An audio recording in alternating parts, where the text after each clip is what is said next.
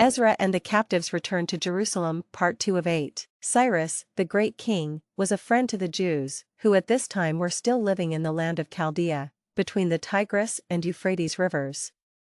It was now 70 years since the first company of captives had been taken away from the land of Judah by Nebuchadnezzar, and 50 years since the city of Jerusalem had been burned.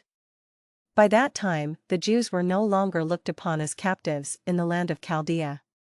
They lived in their own houses, and tilled their own farms, and were in peace. Many of them were rich, and some of them, like Daniel and his 3 friends, were in high places at the court of the king.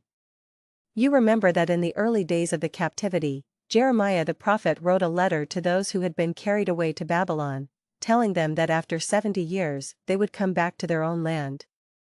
The 70 years were now ended. Introducing a new book that presents 3 new theories on Genesis that offer a literal, logical narrative that finally agrees with science.